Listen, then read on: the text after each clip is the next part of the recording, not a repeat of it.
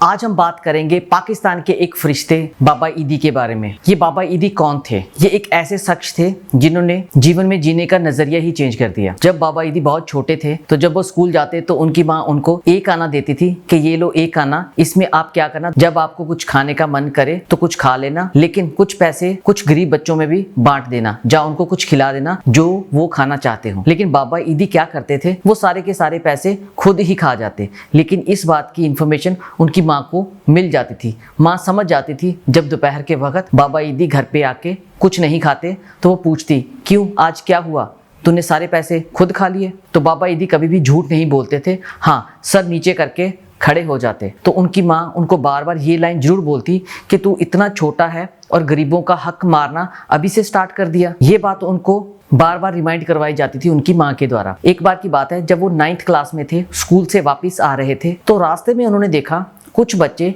एक पागल इंसान को परेशान कर रहे थे। तो बाबा ईदी ने जाके देखा कि ये तो परेशान कर रहे हैं जानबूझ के। बाबा ईदी सामने जाके खड़े हो गए और उन सब बच्चों को बोला कि अब बताओ तुम इसको परेशान करके। लेकिन उन बच्चों ने क्या किया, उल्टा बाबा ईदी को ही पीट डाला, बहुत अच्छे से पीटा। मार खाने के बाद बाबा ईदी घर आए तो घर आके उन्होंने अपनी माँ को बताया कि मैंने ऐसे ऐसे करके एक पागल इंसान की मदद करनी चाहिए, लेकिन बच्चों ने मुझे ही पीट दिया। तो उसकी माँ बहुत ही खुश हुई। साथ ही साथ उसकी माँ मल्लम पट्टी कर रही है और उसको बोले जा रही है, तूने जो आज काम किया बहुत अच्छा किया। बेसहारों का सहारा करना ही सबसे बड़ा पुण्य का काम होता है। तुझे इसका फ़ायदा अब नहीं, लेकिन फ्यूचर में तुम्हें भगवान जरूर देगा। बाबा ईदी इसके बारे में सोचना स्टार्ट कर रहे थे। 10th क्लास तक ही उन्होंने पढ़ाई करी क्योंकि वो जानते थे कि मैं आगे पढ़ नहीं सकता, और उन्होंने खुद भी बताया था कि मेरा पढ़ाई में मन लगता ही नहीं था। और 10th क्लास कंप्लीट करने के बाद उन्होंने अपने पेरेंट्स को बोला कि मैं एक प्रोफेशन स्टार्ट करना चाहता हूँ। तो घर वालों ने पूछा कि आपका कौन सा प्रोफेशन है? उन्होंने बोला मेरा प्रोफेशन होगा मांगना, मैं मंगता बनना चाहता हूँ। ये सुन के तो उनके माँ बाप दोनों परेशान हो गए कि ये बच्चा क्या बोल रहा है। उन्होंने सीधा क्लियर कर दिया कि मैं मंगता बनना चाहता हूँ और देश की सेवा करना चाहता हूँ। 10th क्लास के बाद ही उन्होंने रोड पे खड़े होकर मांगना स्टार्ट कर दिया। लेकिन वो जो मांगते थे, जो पैसे उनके पास आते थे, वो क्या करते थे, गरीब लोगों को खिला देते। अगर उनको पता चलता कोई लावारिस लाश पड़ी है तो उसके पास जाते, उसको स्पिरिट से साफ करते, पानी से धोते और वाइट कपड़ा उसको पहना के बाद में उसको दफन कर देते। यही उनका काम था। इस बात की जब इंफॉर्मेशन, जो खुशबू है, आसपास जाने लगी, एक रिटायर्ड कर्नल आर्मी के उनके पास आए।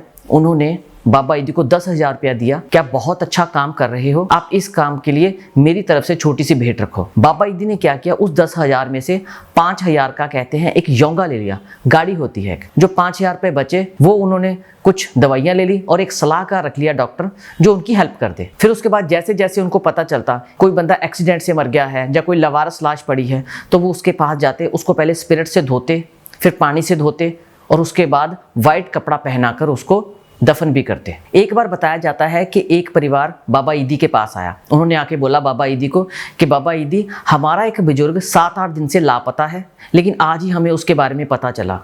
वो एक्चुअली में हुआ क्या कि वो एक कुएं के पास से निकल के जा रहा था, कुआं सूखा था और उसका पैर फिसल गया और वो पता नहीं कैसे करके कुएं के अंदर गिर गया। तो आप हमारी मदद कीजिए उसको बाहर निकालने में। बाबा ईदी ने बोला ठीक है, मेरा और काम भी क्या है।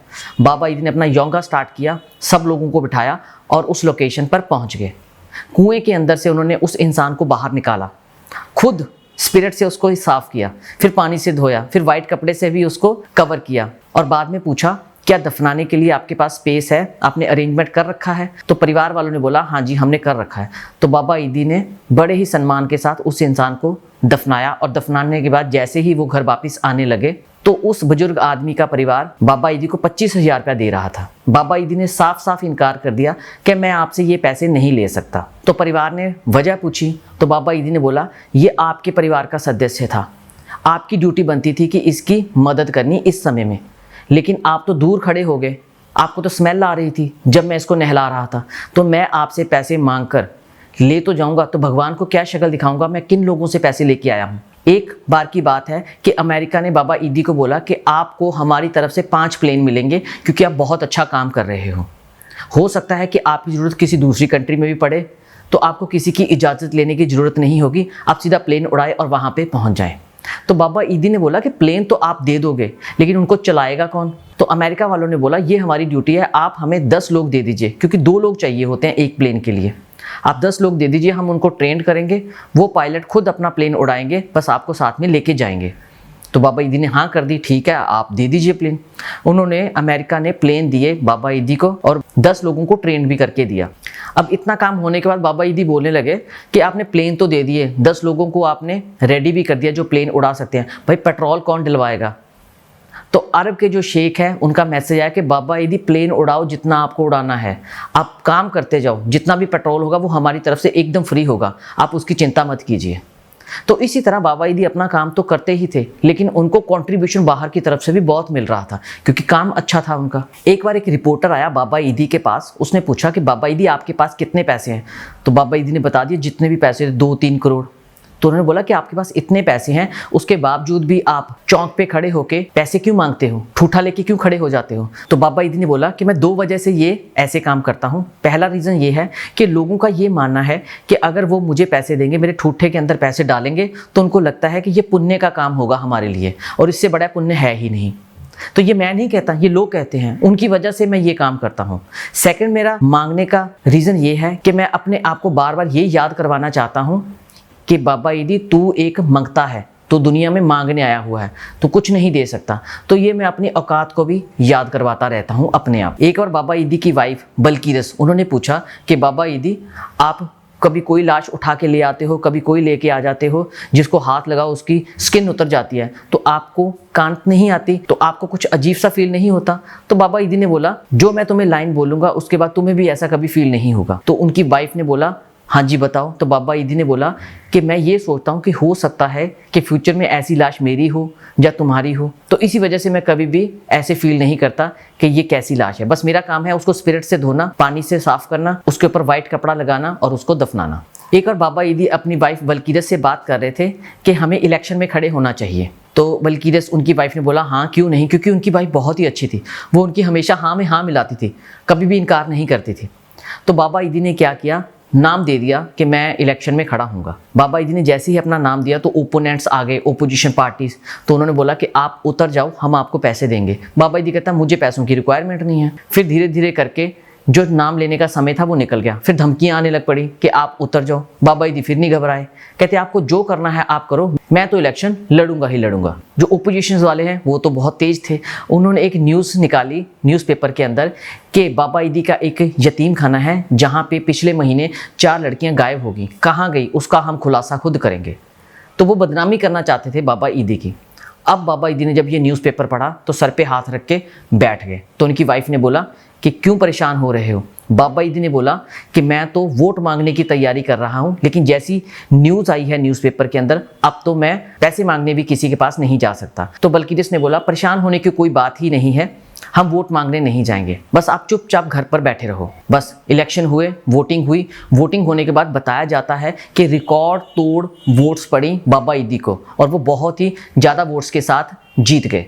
जीतने के बाद जैसे ही वो डिबेट्स में गए, जहाँ पे सभी पॉलिटिशियंस इकट्ठे होकर डिबेट्स करते हैं और अपना अपना व्यू पॉइंट्स रखते हैं, वहाँ पे जाके बाबा ईदी लोगों को सुनते रहे। फिर उन्होंने रिक्वेस्ट करी कि मुझे भी बोलने का मौका दिया जाए। जब बाबा ईदी बोले तो इन्होंने क्या किया, पाकिस्तान के जहाँ जहाँ भी जिस एरिया के अंदर स्कूल नहीं थे, हॉस्पिटल्स नहीं थे, पॉवर्टी लाइन के नीचे लोग थे, जॉब्स अवेलेबिलिटी नहीं थी, सारा चिट्ठा खोल के स्पीकर के आगे रख दिया और साथ ही साथ ये बोला कि जहाँ तो आप मुझे 2 करोड़ दो, 2 करोड़ मैं अपनी तरफ से डालूंगा और आपको पूरा हक है कि मैं आपका 2 करोड़ रुपया कहाँ इन्वेस्ट कर रहा हूँ, आप चेक कर सकते हैं। नहीं तो एक काम और कीजिए, आप मेरे से 2 करोड़ लीजिए, 2 करोड़ आप डालें और आप इन्वेस्ट कीजिए इस एरिया में, और मैं फिर निगरानी करूंगा कि आप कहाँ पे पैसे इन्वेस्ट कर रहे हैं। अगले दिन न्यूज़पेपर में एक न्यूज़ छपी कि बहुत से मंगते आए, लेकिन उनमें से एक दाता भी आया, बाबा ईदी, जिसने गरीबों के हक की बात करी। बाबा ईदी का जो दबदबा था वो बहुत ही ज्यादा था। जैसे डाकुओं और पुलिस के बीच में मुठभेड़ होती थी तो उस वक्त कुछ लोग फट्टड़ हो जाते थे, तो बाबा ईदी सीधा अपना योंगा लेके उस एरिया में चले जाते, बिसल बजाते और बिसल बजा के बोल देते